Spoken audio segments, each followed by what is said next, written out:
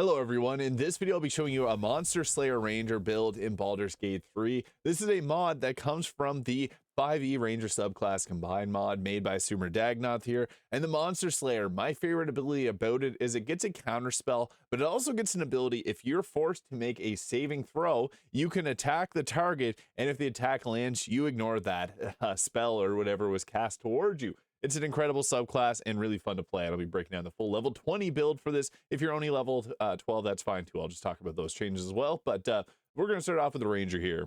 At level 1 of the Ranger, we're going to be taking the Wasteland Wanderer Fire. If you like the Beast Tamer, you can go with that to give yourself a fine familiar. The Raven will be the best, and it can blind enemies, but fire damage resistance and poison damage resistance top priority. The favorite enemy will be going with the Bounty Hunter, giving us proficiency in investigation, but whenever we hit a target with a ensnaring strike, they have disadvantage on their saving throw, more likely to land it. Ranger Knight's also nice if you like heavy armor, but early game, medium armor with dexterity works best. So our ability scores, we're going to go with 10 strength, 16 dexterity, 14 constitution, 8 intelligence, 16 wisdom, and 10 charisma. If you want to use a Titan string bow, you can spec around strength, but we do need a bit of dexterity for our initiative and armor class, so I think that this stat spread works best, but with the Titan string, you can also buy strength potions if you really wanted to, but I think this works well. At level 2, we get our level spells, and we can select things, and we're going to go with Ensnaring Strike here, and Hunter's Mark, although we do get our own prey version of this, does not require a concentration, so we do get a better version of this. So with that, we could go with Fog Cloud, although that does require concentration. This does require you to have Mistress Spell, so Absorb Elements can be a nice reaction to get. And Long Strider is never a bad option too, so you could go with Long Strider or Fog Cloud. With the fighting style, Archery for the +2 to ranged weapon attacks is really nice to help offset if we want to take Sharpshooter. Defense is also nice, but I'm going to go with the Archery feat there just to give ourselves an increased hit chance. At level 3, this is when we get to choose our subclass with the Monster Slayer. I'll be covering the other subclass too, so if you want to see any of these, let me know in the comments. With this, we get the Hunter Sense, which gives us a resource, the Slayer's Prey here, so we can mark our prey, and the first time you attack it per turn, you deal additional 1d6 damage against it. What's great about this is it sets up our other abilities later on. We also get the Hunter Sense until the end of your next turn, the attack you land against your prey. It'll ignore any resistances or immunities to damage. This uses that Hunter Sense mark. It's great because you can now ignore some resistances that would actually make the fight much more challenging.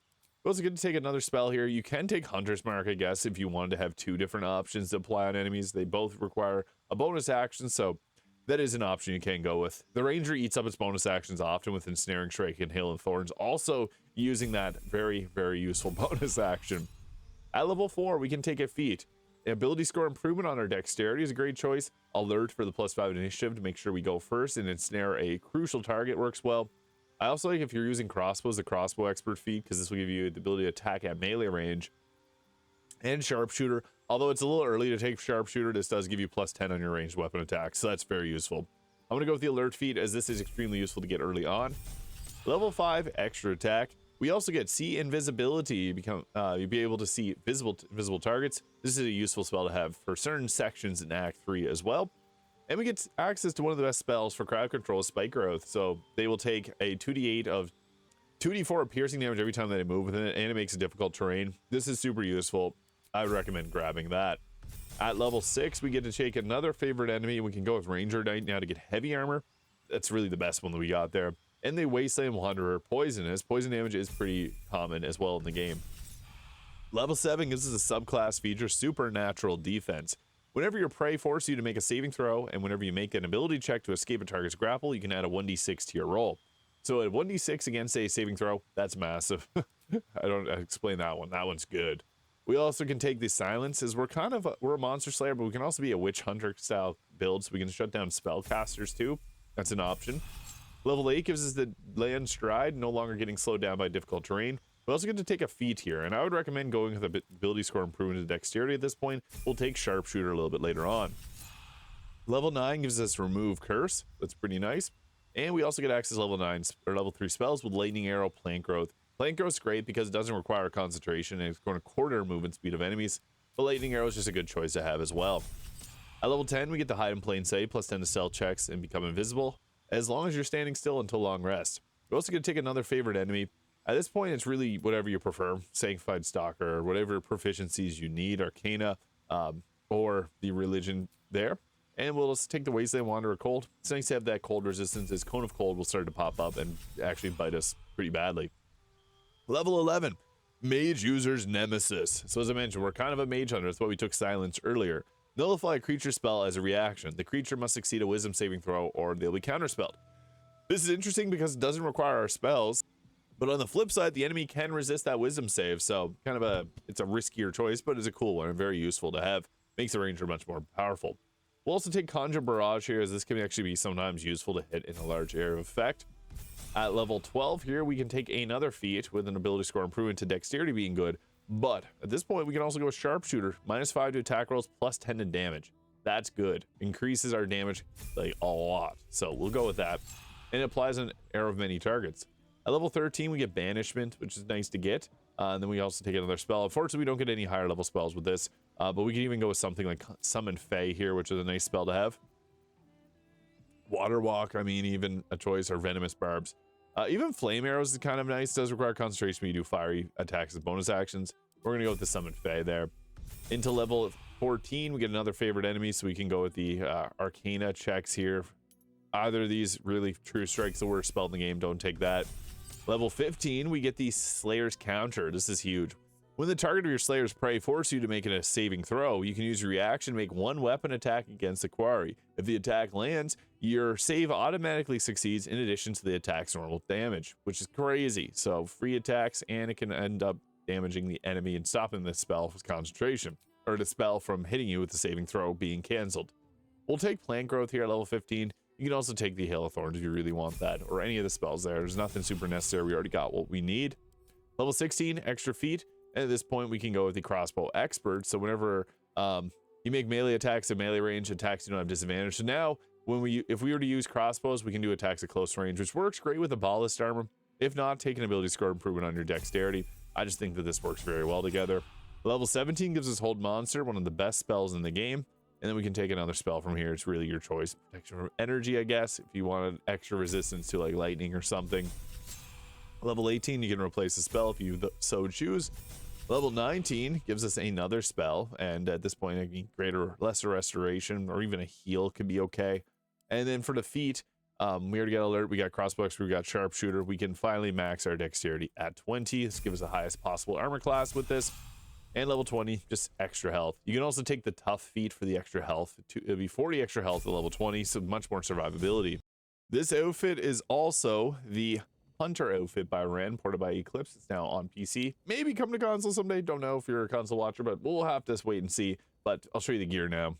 As for gear, I'd recommend going with the Helmet of Arcane Acuity because we're going to do a lot of ranged weapon attacks, and a single arrow of many targets can stack up a +10 to our spell save DC, so then we can land Hold Monster without really any worries. You don't have to take that, but it's going to be nice for some of our other options that do require a save. You could, if you wanted to, take the Helmet Baldur for better armor class, saving throws, can't be stunned, can't be critically hit. That is nice too.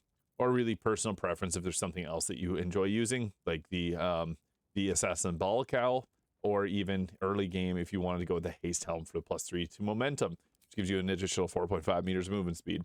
The best cloak is the Deathstalker Mantle. This works well because it's a stealth-based one. You can turn invisible after taking out a creature. If not, Cloak Protection is good too. Or even the Vivacious Cloak, because it'll give you 8 temporary health points for doing a spell, like Lightning Arrow in close range. Ballast Armor. Within 3 meters, targets become vulnerable to piercing damage and a +2 to initiative. So, we then deal double damage with Knife on our Mountain King and our crossbows, which get Sharpshooter benefit doubled now. Also, the Helldust Gloves, +1 to spell save DC, so that's good. Plus additional 1d6 of fire damage on a ranged weapon attack, so that's nice. You don't have to go with this. It's obviously a late game item. Early game, you can go with the Gloves of Dexterity and then dump your dex. We also got the, we could go with something like the Wondrous Gloves for the +1 armor class. Or the Dark Justiciar Guns to add additional necrotic to our attacks. But we also got the Boots of Stormy Clamor to stack Reverberation. You can also go with the Evasive Shoes if you want a better armor class. This is just nice to stack Reverberation if you have the Lifted ability, Ability Drain, but we're going to be applying conditions on the targets pretty frequently.